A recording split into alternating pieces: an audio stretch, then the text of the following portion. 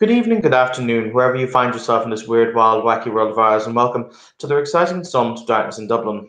This evening's scene takes place on the grey, pavemented streets located in the inner city centre. High on both sides, multi-story houses loom over the bygone reminder of some Victorian past. A new arrival to the city makes his way, trudging is probably the correct word, through the torrential rain in order to make his way towards his destination. The address he has been given and has keyed into his phone is a place called the Griffith Building, which apparently houses the Hermetic Chantry located in Dublin City proper. You've been walking for about 25 minutes. So for some reason, it's been really difficult to get a taxi. You don't know why, but meh, fuck it. But eventually, after twisting and turning, following the sat nav, you come to the Griffith Building, which is a large four-story building not far from the city's historic Trinity College. The building itself has corrugated iron rails that extend outside of it, forming a fence, and a large red front door with a golden knocker on the front of it. Excuse me. You you ascend the steps and you put your bags down, and I'm going to assume you knock on the door. Yes, of course. The door cracks open a little bit, and you see an elderly man with a giant bristling mustache on the other side of the door. He said, "If you're a salesman, we don't want any." Hello. No, I'm not a salesman. I was given this address. He kind of leans in with those very thick glasses, looking you up and down. He says, "What's your name, sir?" My name is Nathaniel. Nathaniel. One moment, please. Yes. One moment. He pops his head in the door. About 30 seconds later, you hear as the door eventually slides open. You see the man standing there. He's a very short, round little man, and he looks at you through those what we would call milk bottle glasses. And he looks at you and says, "You're expected, sir. Would you care to step inside out of the rain?" Thank you. Excuse me. I walk in. Okay. As you walk over the threshold into the building, an interesting little thing will happen. You will feel all of the dampness, all of the wet in your clothing disappear like that. You are now bone dry. Okay. May I take your coat, sir? Yes, thank you. I give him my coat. I'll also put your bags over here. One moment. Yes, one second. He hefts the bag. It's like one of those wonderful moments of seeing. Oh dear. I'm all right. I'm all right. Everything is fine. He takes the coat and hangs it up on the coat hanger. If you'd care to step this way, the Magister D'Onofrier will have a discussion with you. Okay, thank you. I go to where he indicates. He leads you. So as you step inside, there's a huge staircase that goes up, is the first thing that you immediately see. Then there's a corridor that leads running past on the right-hand side, the staircase. And then there's a door to your left and a door to your right. He opens up the door to your right-hand side and steps into what looks like a large ovular library. So there are bookshelves all along the walls. There's a blazing fire in the hearth, and you see a woman, the woman who's dressed, who's on my screen here, dressed in kind of a white pseudo military uniform, who is currently. There's a rather unfortunate, you would assume, student standing with a dartboard in his hands as she's throwing darts at it. Every so often, he has to kind of duck out of the way of one hitting him in the face. Just remember, center yourself, Hastings. Yes, Magister. Whatever you say, Magister. Oh. She turns and she looks at you and she smiles. You're the new one. What was your name? Don't tell me. Don't tell me. Nathan. Yes, you can call me Nathan. Excellent. She extends her. She's wearing white gloves over her fingers. She extends her hand. It's a pleasure to meet you, son. Yeah, it's a pleasure to meet you. Your name is? Oh, crap. Now we've got to go through that, haven't we? My name is Magister Alexandre de Noffrier Bonnie Flambeau, the Regent Dawn, the Falcon of the New Morning, the Savior of Valen. And she goes on for about 2 minutes without stopping. I listen as best as I can to it. And when she finishes, I answer, well, then I should go too. Mine's going to be much faster than yours. My name is Nathaniel Augustus Bunny Nathaniel Luigi Grimaldi Augustus Bunny Citalus, the Fool, the Flayed, Lord of Unfinished Fingers, Sepulchre of the Dead, Marker of the Blood, and Wolf of the Tomb. This is a pleasure to me. First and most important question around here, Nathaniel. Do you drink? Yes, no, I'm sorry. I can't. It's Lent. You have got to be fucking kidding me. Alive. Barely. No. One second. Is that a combination of Tiger and Kim, or just Kim? Because you've been stealing Tiger's account a lot. Hmm? Just Kim. Tiger is at work. Okay. So sorry, I'll just continue with Nathaniel for a second here. Are you okay? Right. Are you actually kidding me that you don't drink during Lent? No, I'm not. Okay, I will just drink for both of us. How does that sound? Good. That's excellent. Good. Can also say for when Lent's over. She sits down and she pours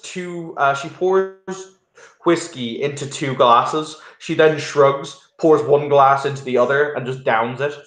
Right. I have now fortified myself. So, why don't you tell me a bit more about yourself, Nathaniel? He looks at her. He hesitates a bit. Well, what do I have to tell you about me that maybe it's not on the files? That I'm sure you received some sort of intel about me.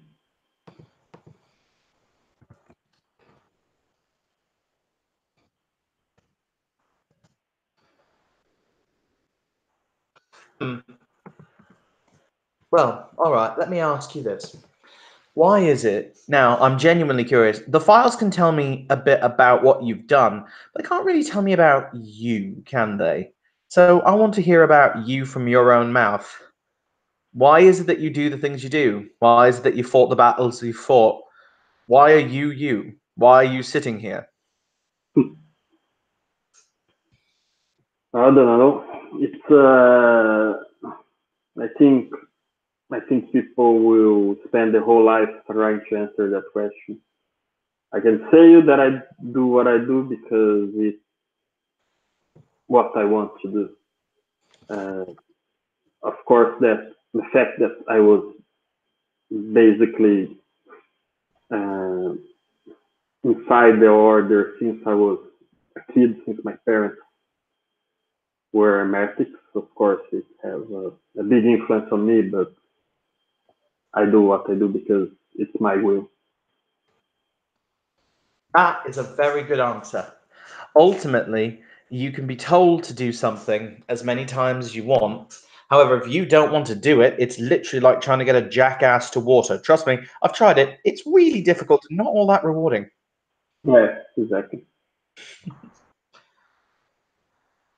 But yeah, all right. I can rap with this. But I'm happy to be here in Ireland, where I hope there are not so many issues with undead. They're everywhere you look, under the surface, hiding just out of sight behind the curtains. On a side note, Minnie, get out from behind the fucking curtains. Yes. No. Why are you hiding behind the curtains? I did not mean to walk in on this meeting, and I did not want to interrupt. Come in and meet the new one. Hi, new person. Hello. Stepping into the room from behind, basically, there's kind of a curtained doorway that you can walk in and out of the room through. You assume it must lead down to the kitchen. Steps a Minnie. There's what? Another person, a much smaller. Well, should I describe my character? Yes, if you like. Okay. Well, he's almost 40-year-old man who has like very unkempt hair and a long beard with sprays of white. You can see that he's missing the tips of many of his fingers in his right hand, and he's also very heavily covered in tattoos that are, I assume that if you're hermetic, you easily will easily understand that they are some sort of hermetic symbolism. He looks at you and say, hello, my name is Nathaniel Bani Kitalos. I am Minnie. Oh God, what is it? I always had a hard time pronouncing my name. Bonnie Vedicius. Bonnie Verdici. I can't breathe through my nose right now, so that's like 10 times harder right now. Bonnie Verdicius. D'Onofrio's kind of sitting there sipping her drink, being like, yep, you had to choose the one house that had a really hard name to say. Sip. Sip. I make shit, okay? I mean, this is fine. On a side note, Minnie, do you drink alcohol? I do occasionally. What is it with people and answering the question of, okay, what is this moderation people speak of? Good God. I mean, I'm down to do shots with my boss. There you go. She pours out whiskey and just kind of slams it down in a glass next to Minnie, just like, his drink. Drink the drink. She takes a shot like a boss. That is some fiery ass fire. Mm. Ooh. But yeah, Nathaniel's new. Come here to join our perplexing little family. I'm led to understand that they haven't necessarily said I have to be your teacher, which is definitely something. Normally I end up having to teach everyone, but that wasn't in the orders. So apparently you lucky little bastard, get a choice on who you want to be your teacher. That's unusual. I don't suggest me. I'm not very good at things. I don't even know how to throw punch. No, you're too young, unfortunately. But Hyun might be an option. So I have to choose between the two? No, there'll be a number of candidates. I'll put them in a file dossier for you, including myself, whom you can pick from. We all have our different strengths and aptitudes, and it's just a matter of finding who fits best with you, I suppose. Okay, I'm very honored. Thank you. Don't be honored. I suspect this is some kind of terrible clerical oversight from HQ, but I'm not going to argue with them because that would mean paperwork. And as Minnie will tell you, what is the thing that I like to set on fire? Paperwork. There we go. Paperwork is one of the worst parts of it. This is why House Bonasagus exists, just to do the paperwork. I swear to I swear to the divine creator. Right. Coming from a man who literally lost a bit of his body because of that, of the order.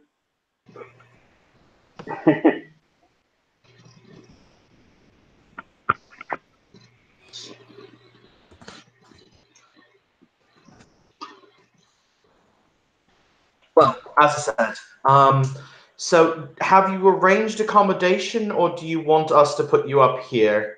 No, thank you. I am in a comfortable situation in the city. I know I know someone. She's also from the order, and she will help me with accommodations until I can find my own place. Don't Okay, worry, cool. I have my own money. Don't worry. I mean, Miss Minnie also has her own money, but I think she. Do you still live here? I have a giant brain rock in a room, but I live on my own. I need to do something with that. Yeah. Has that just been sitting upstairs for like the last 4 months? Maybe.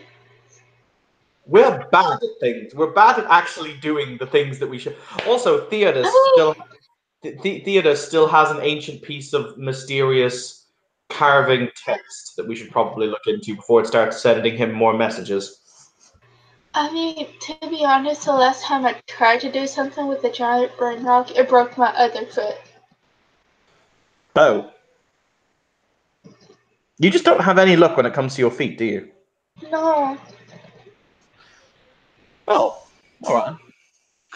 All right. Well, Nathaniel, in that case, you may consider yourself to have been accepted into the order or accepted into the chantry.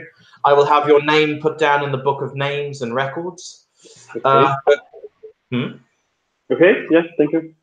We will work on getting you a master and someone to oversee the completion of your. If you don't mind my asking, when did you awaken? As you're rather older than most apprentices. Yes. Yes. I served the order for maybe 20 years before I actually awoke. Huh. You're thinking. Yes. Well, it's a different story for most of us. Once I saw a Magus who had awakened who was like 15 years old or something. To be fair, I awoke when I was 16. Okay. You have a little bit of a head start from me, but okay. Yes, but then again, I also awoke in the year 1914. Yeah, so So in terms of age, I think I've gotten you beat. yes, much younger than you, but I look much worse. Life magic. It's an absolute must. That's all I need to say. All right. In that case, yeah. Is there anything you need to ask me? Or we good? Yes, I would. I would like to ask about the maybe the relations with the other mystic traditions. If we have any sort of issue that I must beware, something. Of course, that we have many stuff that we need to be aware. But if there's something specifically about here in Dublin that I have to be especially careful Yeah, because. all right. Let me give you a crash course. So, the Technocratic Union and the Nine Mystical Traditions signed a non aggression treaty about 6 months ago called, and she does air quotes, the Okay. Treaty of Seattle. It's called. This basically puts the Ascension War on the back foot for until such time as, well, hostilities openly resume. Because of this, it caused a group of technocrats to break away from the Union, who are now calling themselves the True Way, and they're headed by an individual who goes by the name Cypher 9.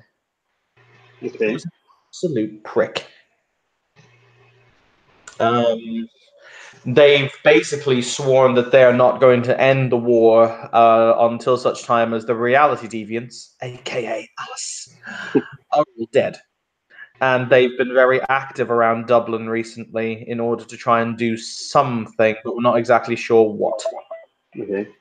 So keep your eyes peeled for anything that might be suspicious in that way. Other than that, she kind of looks at Minnie. Is there anything else that's trying to eat the city that I don't know about?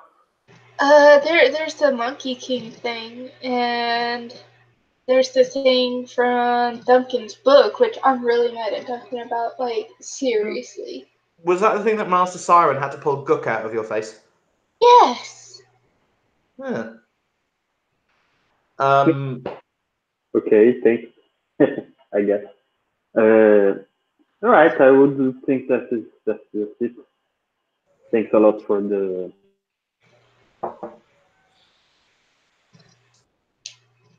Right, well, I'm sure whatever else you're going to find out by yourself in your own sweet time. So I'll tell you what, Nathaniel, she stands up and she extends her hand again. It's been a pleasure meeting you. Ooh, he left. He has to trade devices, apparently. Hi, Kim. Hi, How are you? I'm good.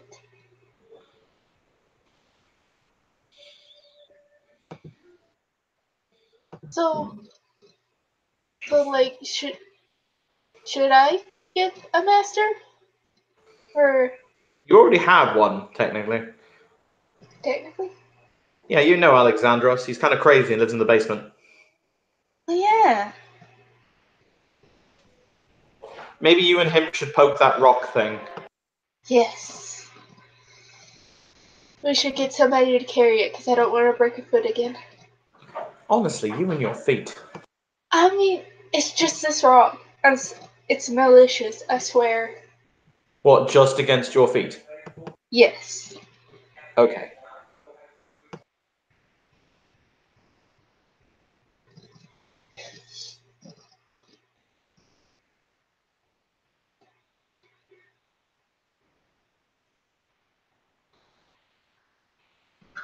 Should probably.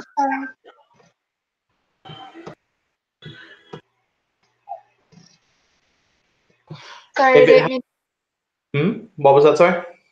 Sorry, I didn't mean to interrupt. No. You continue with what you were saying. Oh, I should probably find Alexandros and go poke this brain rock.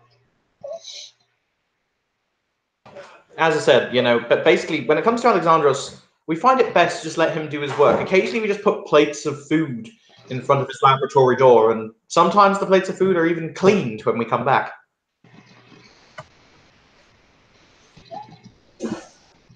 We tend to find it's the best method for everyone involved. Okay, I'm back. But, okay, Nofre stands up at this point, and she extends her hand to Nathaniel again. She says, well, it was a pleasure meeting you. It was likewise. I shake her hand. All right. I Well, also extended my hand to the lady that was in the room, the other one. Minnie, she shakes his hand.